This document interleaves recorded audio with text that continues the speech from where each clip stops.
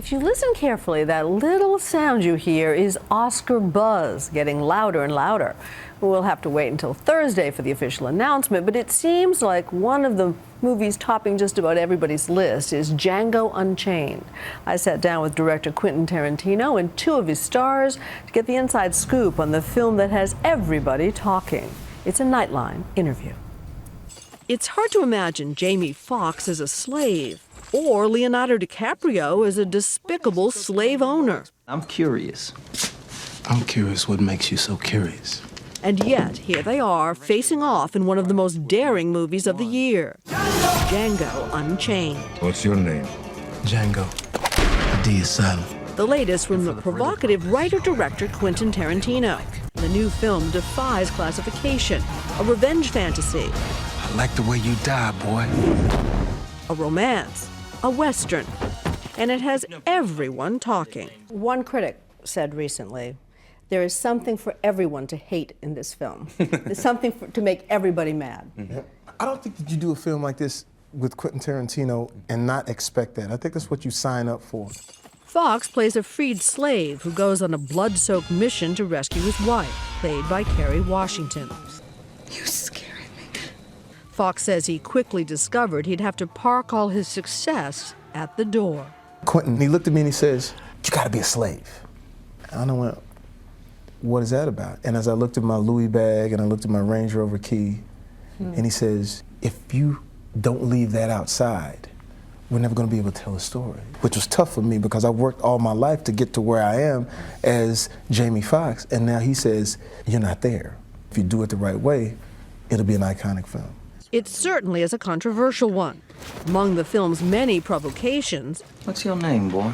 its liberal, some might say promiscuous use of the N-word. I don't think anybody is actually going out there saying that we use the word more excessively than it was used in 1858 in Mississippi.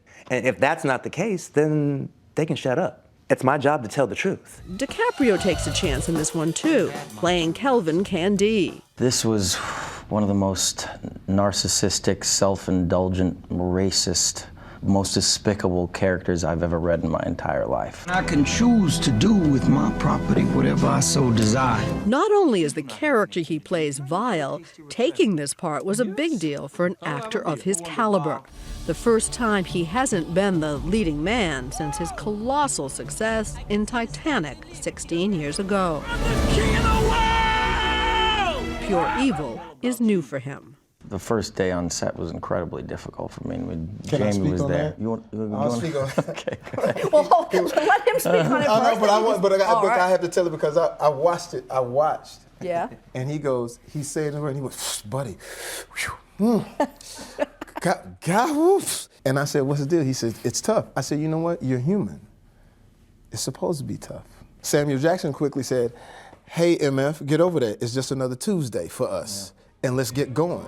Of course, it's not just the language that's loaded, but the topic itself, slavery, including a particularly painful scene where Kerry Washington is whipped, a scene the filmmakers won't let us show you. Everybody, people on the trucks, people in catering, everything, just stood still. Quentin had a great thing that he would do on his sets. He would play music in between scenes. This particular day, I asked for a certain piece of music. It's Fred Hammond, "No Weapons." So as Kerry is, being strapped up, we played that song, and the song was, "No weapons formed against me shall prosper." I looked over and saw a girl who had never been on a set before, and she was one of the extras, and her hands went up like this. Yes, I testify. And she started testifying. And as everybody had tears in their eyes, you felt the ancestors, you felt the significance of why we're doing this film and showing it this way. For all the dark moments, the film is also unexpectedly funny. Anyone bring any extra bags? No, nobody brought an extra bag. And that humor has raised hackles too. Ladies and gentlemen. Foxx himself got stung at the thorny intersection of comedy and race when he hosted Saturday Night Live last month. And I kill all the white people in the movie. How great is that? The blogosphere lit up with complaints of reverse racism. Foxx wants to clear the air. I've never in my life felt like, because of what I went through and being called as a kid, that I wanted to go out and kill all the white people. I've never felt that, and I can't find any black people that actually feel that way. The only thing I wanted to be able to do was live my life, be in love with who I want to be in love with, have my life spent freely without someone judging me because of the color of our skin. And that, of course, is all Django wants too. But getting there is a brutal and bloody affair. For DiCaprio, some real blood was spilled. He broke a glass in this scene, but kept on acting. If you care to join me in the parlor, we will be serving white cake. That was the fun part, is watching their reactions. Honestly, because boom, it happened, and then I opened my hand, and then blood starts pouring everywhere, and I saw Jamie go, yeah, like this, and Quentin like had his hand, goes. But only a drop in the bucket for the reigning king of carnage, Tarantino, who started 20 years ago with the extremely violent Reservoir Dogs. Not surprisingly, Django is drawing fire for its use of violence.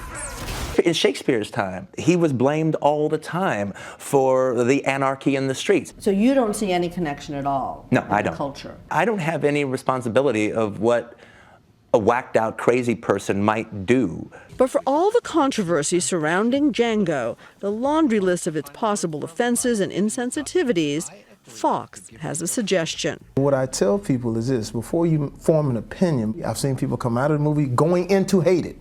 I'm going in to say I don't like Quentin and Jamie Foxx teeth and all this other kind of stuff, whatever it is, and Leo looked too good and I just don't like none of this. I'm going there. I've seen people come out of the movie, wow, I take it all back.